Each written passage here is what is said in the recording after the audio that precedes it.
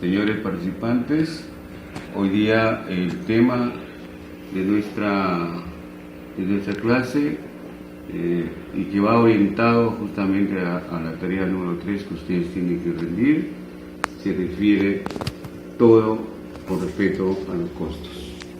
Vamos a definir rápidamente y a clasificar rápidamente los costos desde el punto de vista de los economistas. En primer lugar, para nosotros los costos, para los economistas, son aquellas erogaciones que se realizan para obtener un producto. Erogaciones por elementos tales como materia prima, mano de obras, gastos de fabricación y gastos como gastos de administración, de venta y financieros. Por ejemplo, adquirir una botella de gaseosa para calmar la sed. ¿Qué tipo de gasto o de costo es? Comprar tela para hacer camisa y luego venderlas. Adquirir máquinas para fabricar zapatos. Son justamente los elementos que intervienen en un producto terminado. El asunto es determinar esa identificación, si son costos o si son gastos. Repito, los costos están relacionados fundamentalmente con planta o con los centros de producción o centros de servicios, y los gastos están relacionados de acuerdo a las funciones de los centros administrativos, de los centros de venta o centros financieros. Está claramente definido lo que son costos. Costos está relacionado con el proceso productivo, y el proceso productivo se realiza en la planta y en el taller, planta o taller. Y los gastos están relacionados con las gerencias que, de acuerdo con sus funciones, realizan determinadas actividades. Por ejemplo, la gerencia de administración, la gerencia financiera y la gerencia de venta. Hay que hacer esa identificación para poder clasificar los costos. Veamos algunos aspectos relacionados con los costos desde el punto de vista del economista, que están clasificados, como ya he mencionado, en dos rubros importantes. Los costos fijos y los costos variables. La suma de los costos fijos y con los costos variables es lo que genera el costo total.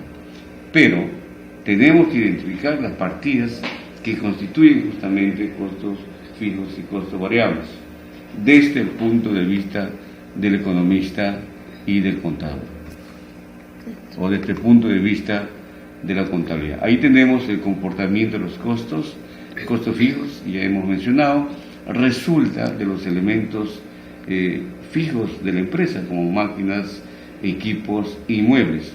Estos factores determinan los costos fijos. Por ejemplo, el operar una máquina requiere energía eléctrica, requiere combustible. Esos desembolsos son los costos fijos, ¿no? Y permanecen constantes durante todo el periodo de producción, son invariables. Mientras que los costos variables, ¿no?, como su nombre mismo lo indica, aumenta o disminuye de acuerdo al volumen de producción. Pero hay ahí se puede decir una clasificación adicional, que son los costos semivariables. Veamos gráficamente la expresión de los costos fijos. Es una línea recta paralela a la abscisa. Su coeficiente de elasticidad es completamente elástico.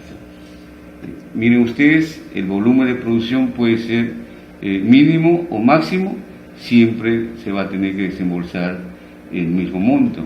En este caso está representado por la línea recta, ¿no?, paralela a la abscisa.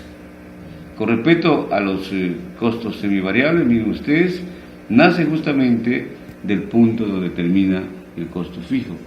Y ahí hay una curva, ¿no?, zigzagueante, ¿no?, que indica, ¿no?, la variabilidad de los costos variables. Luego tenemos la unión de el ingreso total con el costo total. El costo total, vean ustedes gráficamente, nace justamente del costo fijo. Esa curva que nace del costo fijo y se desplaza hacia arriba es el costo variable. La unión del costo variable con el costo fijo da justamente esa línea recta, ¿no?, que representa el costo total. Y de igual manera el ingreso total que resulta del precio por la cantidad nace del punto de origen, ¿no? También es lineal, ambas curvas son lineales, ¿no? Y esto que implica que mientras una variable aumenta, la otra variable también aumenta en la misma proporción. La variabilidad del costo variable es muy importante para aumentar o disminuir la producción. Veamos cómo podemos identificar los costos que estamos estudiando. Tenemos el costo total. El costo total, de acuerdo a la ecuación, estaría constituido por costo de producción más los gastos operativos. Ya hemos mencionado que los gastos operativos están constituidos por gastos de administración, gastos de ventas y gastos financieros. Y CP, que es el costo de producción, también ya lo hemos señalado, que está constituido por la materia prima directa, la mano de obra directa, la materia prima indirecta, la mano de obra indirecta y los gastos conexos. Pero son erogaciones que se realizan en la gerencia de producción o en los centros de producción, en el taller o planta. En el taller o planta se realiza la transformación de la materia prima con el esfuerzo humano en un producto terminado.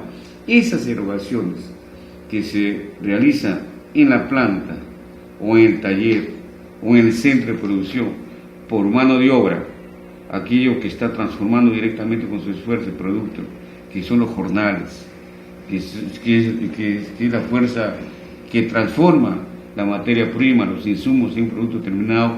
Esa mano de obra es la mano de obra directa y está relacionada con lo que se denomina los jornales. Y la mano de obra indirecta son las demás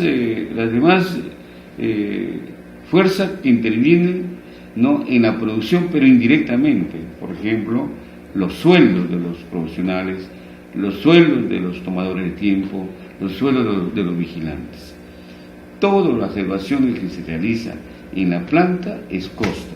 Además de la materia prima directa, como estamos mencionando, de la materia prima indirecta, de la mano de obra directa y la mano de obra indirecta, en planta también se realiza otros tipos de costos, como es la energía eléctrica, el combustible, alquiler del centro de producción, depreciación que se genera por nuestras máquinas o por el local que estamos alquilando.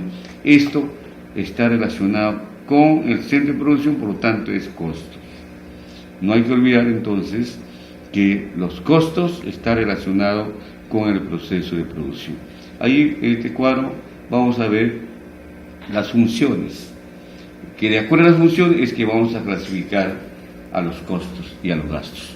La materia prima directa, la mano de obra directa y los gastos indirectos de fabricación, el CIF, está comprendido por la mano de obra indirecta, la materia prima indirecta y los gastos conexos que se realizan en el taller o planta. La materia prima directa que estamos viendo en este cuadro, más la mano de obra directa, más los costos indirectos de fabricación. Acá necesito que ustedes presten atención. Los gastos indirectos de fabricación los estamos clasificando como mano de obra indirecta, materia prima indirecta, más gastos conexos. Ahí tenemos claramente la ecuación del costo de producción, CP, costo de producción, es igual a la materia prima indirecta. Se puede decir, si se trata de un centro educativo, si se trata de la facultad, si se trata de la universidad, la materia prima directa será pues los materiales didácticos que utilizamos en aula, y la mano de obra directa será los sueldos, la remuneración que reciben los docentes.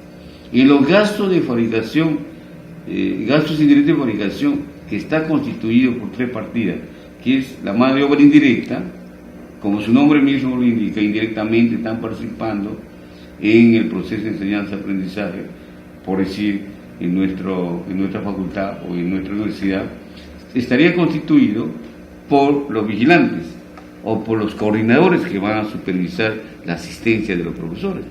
Esa remuneración que percibe el vigilante o el supervisor es la mano de obra indirecta. Y los gastos conexos, que son gastos indirectos de fabricación, sería la luz, la energía eléctrica que consumen nuestros equipos para mejorar la enseñanza y aprendizaje. Repito, la mano de obra directa, entonces si se trata de un centro educativo o si se trata de otra facultad, es los sueldos que perciben los docentes. Y dentro de los gastos indirectos de fabricación está la mano de obra indirecta, que estaría constituido por la retribución que se da a los vigilantes y a los supervisores que realizan el control de los profesores. La materia prima directa, ya he mencionado, que está constituido por los materiales didácticos que utiliza el profesor, otorgado por la dirección o por la misma facultad. Y los materiales indirectos estarían constituidos por materiales que también intervienen en el proceso de prestación de este servicio educativo.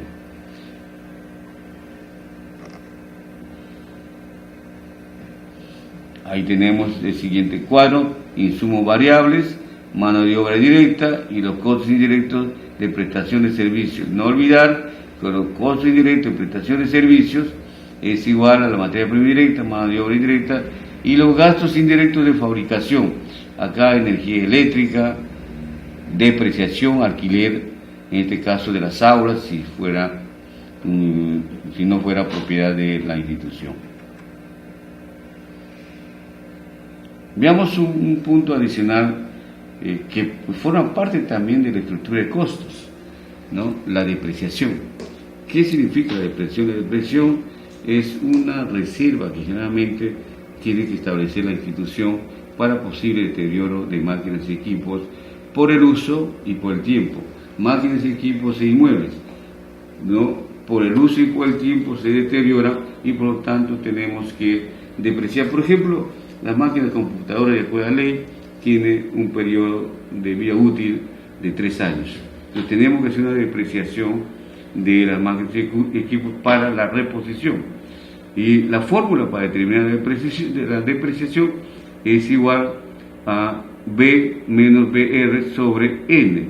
BR es el valor residual y B es el valor original en libros.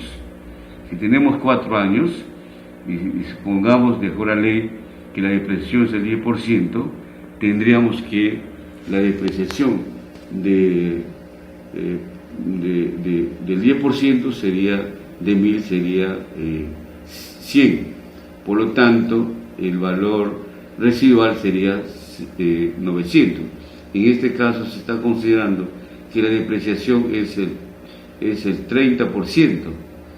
Es el 30%. La depreciación del 30% de 1000 sería 300 y su valor residual sería 700. Y como la depreciación es un costo constante, en el segundo periodo sería igual de 300, en el tercer periodo igual, y el valor residual sería 700 menos 300, 400, finalmente 400 menos 300, 100. El valor residual sería 100 durante estos 4 periodos. No se olviden la fórmula de depreciación y la definición de la depreciación. Es una reserva que se establece para posible deterioro de máquinas y equipos inmuebles. Ahí tenemos la depreciación considerados en los estados de pérdidas y ganancias. Acá tenemos la columna del estado de pérdidas y ganancias con depreciación y sin depreciación. No se olvide, el estado de pérdidas y ganancias refleja la situación económica de la institución y parte de considerar 3 conceptos. En primer lugar, las ventas, luego el segundo concepto, los costos, y el tercer concepto, la utilidad. Entonces, venta menos costos, utilidad. Bajo este esquema, veamos este cuadro. Ventas es 100, con depreciación y sin depreciación. Ventas es igual a ingreso. Costo de producción, 50. Debemos deducir 100 menos 50. Depreciación, 30, es una reserva. Utilidad antes de impuestos, UAI, utilidad antes de impuestos. Por lo tanto, 100 menos 80, 20 es la utilidad antes de impuesto. Con depreciación, sin la depreciación, o sea, si no registramos esa reserva de depreciación, tendríamos 100 es el ingreso, menos el costo de producción 50, depreciación 0, tendríamos la utilidad antes de impuesto 50 soles. Hay una diferencia entonces cuando consideramos una reserva por depreciación. En tanto, refleja el estado de pérdida y ganancia un resultado con ambas consideraciones, ¿no? Depreciación. Luego tendríamos impuestos, 30 impuestos a la renta, 30%, tendríamos 30% de la utilidad antes de impuesto es 20. Por ley tenemos que pagar un impuesto a la renta al final del año, ¿no? No solamente las empresas, también los profesionales estamos retribuyendo al Estado como impuesto a la renta. En este caso, y se calcula de la utilidad. Utilidad antes de impuestos 20 y el 30% sería 6. Y sin depreciación sería el 30% de 50 sería 15. Por lo tanto, si restamos la utilidad antes de impuesto, que es 20, en la columna de estado de pérdida y ganancia con depreciación, tendríamos que la utilidad después de impuestos sería 14. Y en la columna del estado de pérdida y ganancia sin depreciación sería 35. Utilidad neta, entonces tendríamos la utilidad neta, es utilidad de impuestos menos impuestos, tendríamos la utilidad después de impuestos o utilidad neta, que sería 14 en la primera columna, con depreciación, y 35 sin depreciación. Luego sumamos la depreciación, que es 30 para la columna de costo con depreciación, sería la liquidez 44. Y en la columna del estado de pérdida y ganancia sin la depreciación sería 35. Ahí está el costo total, la ecuación de costo total más costo variable más costo fijo. Ya hemos definido que el costo variable es ese costo de quien depende el aumento de la producción, el aumento o la disminución de la producción, y está constituido por materia prima directa. Ahí está la materia prima directa, servicios, suministros, materiales directos, gastos de venta. Y los costos fijos, ¿no?, son aquellos costos invariables durante todo el proceso de producción.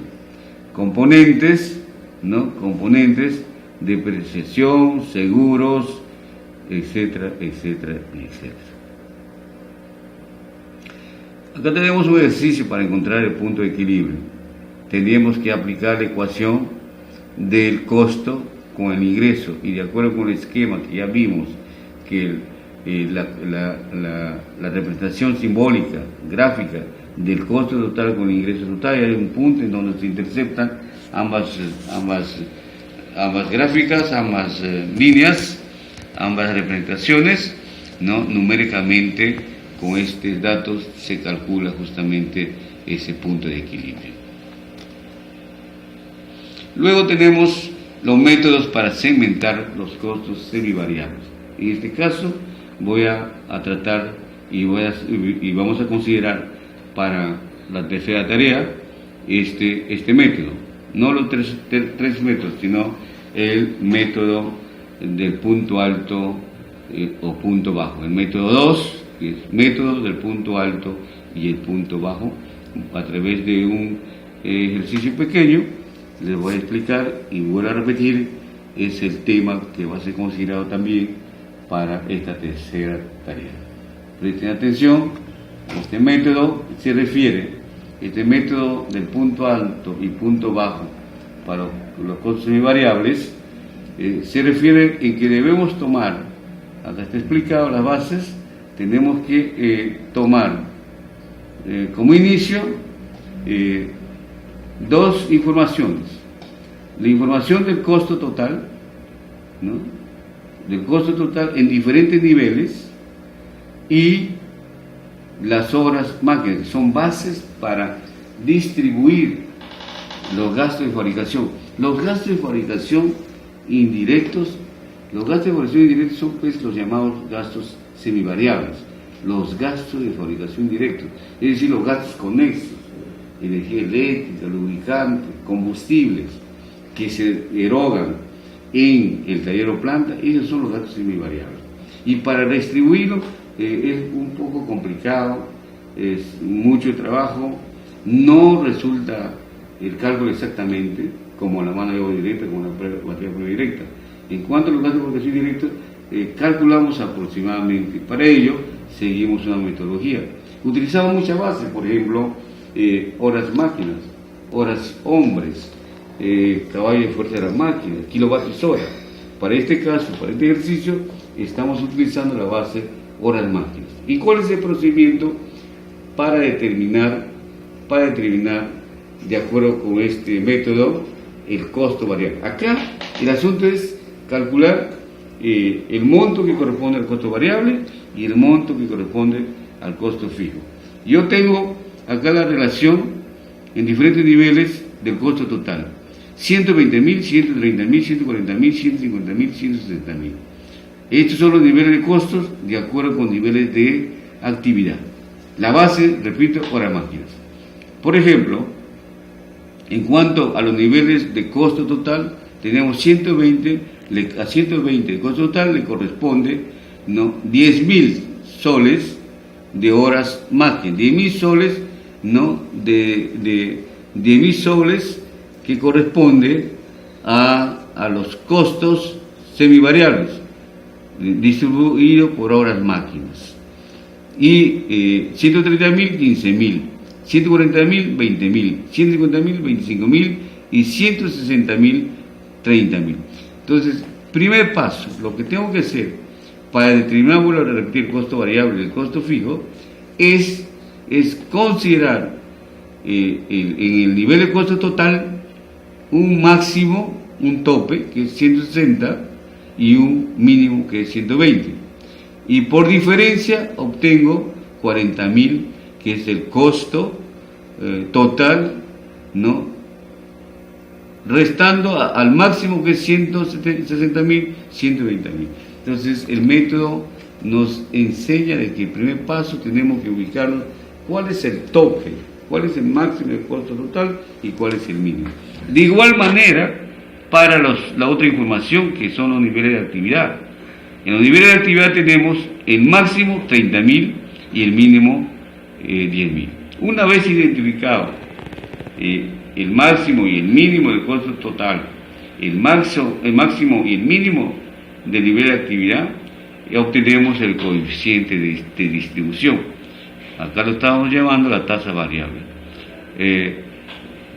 Dividimos la diferencia del costo total entre la diferencia de los niveles de actividad. Es decir, 160.000 menos 120.000, 40.000. Esa es la diferencia del costo total entre lo máximo y el mínimo. La diferencia de los niveles de actividad es 30.000 el máximo y 10.000 el mínimo. La diferencia es 20.000.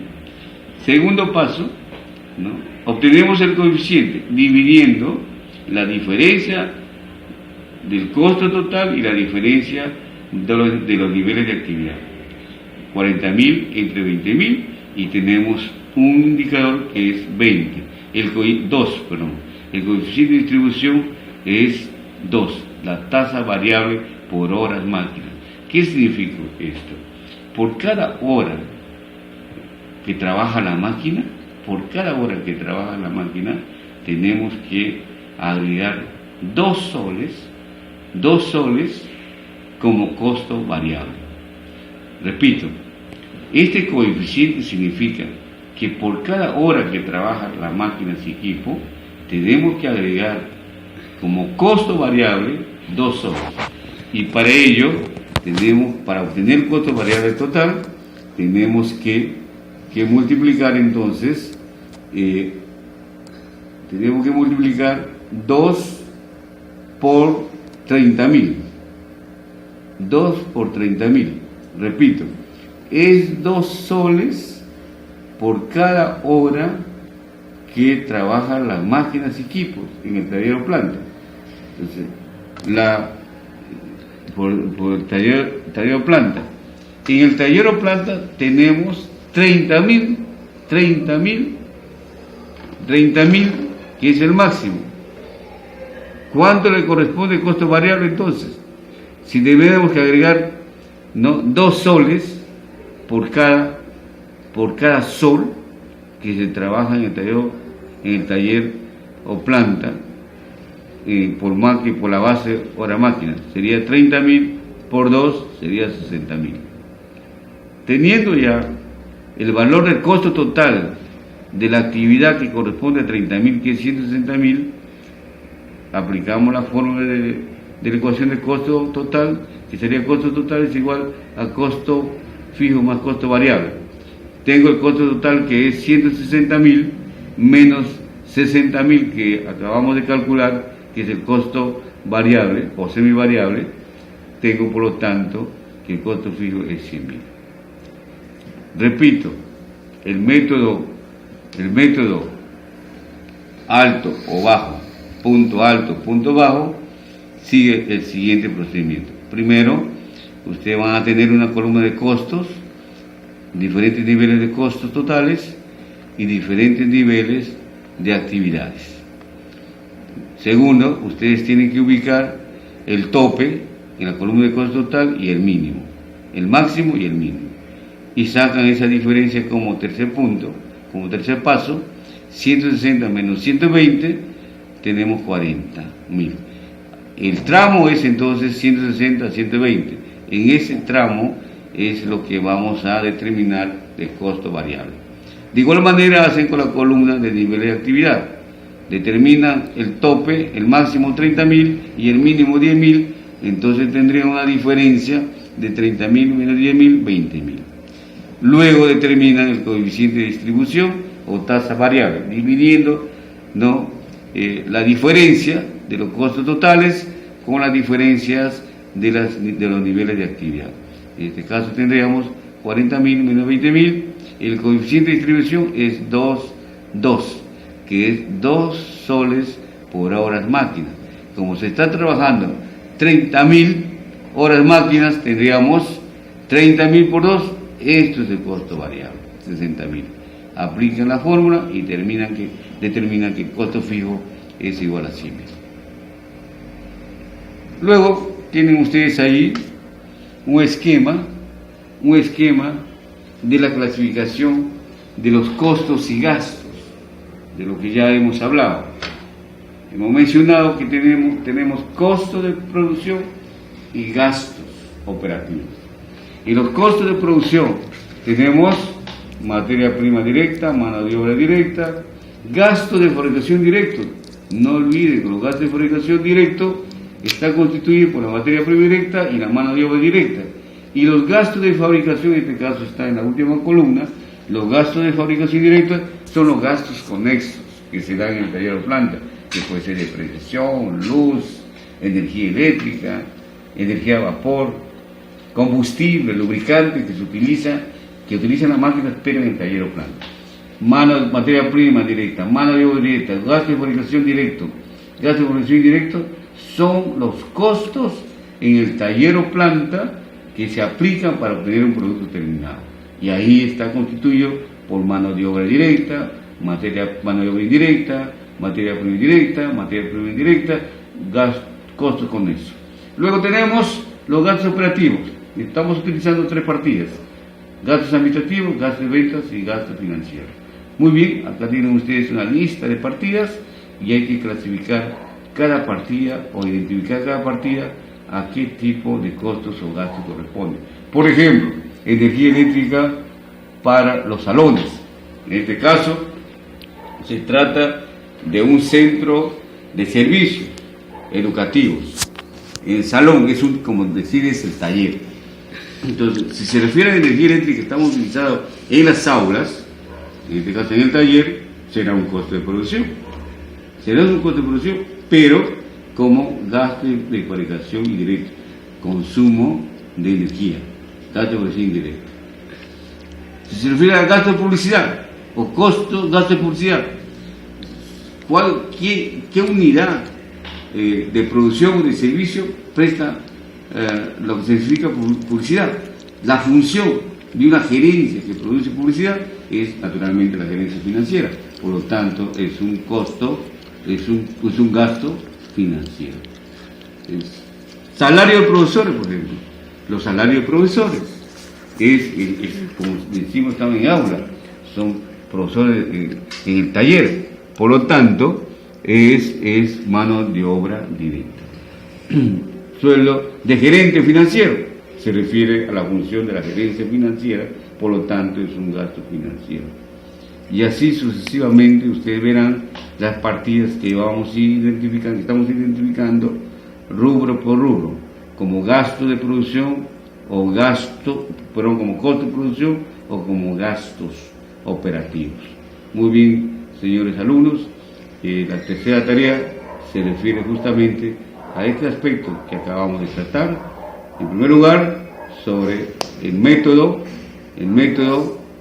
punto alto y punto bajo, y también sobre la clasificación de los costos y de los gastos. Muchísimas gracias, buenas tardes y suerte. Gracias.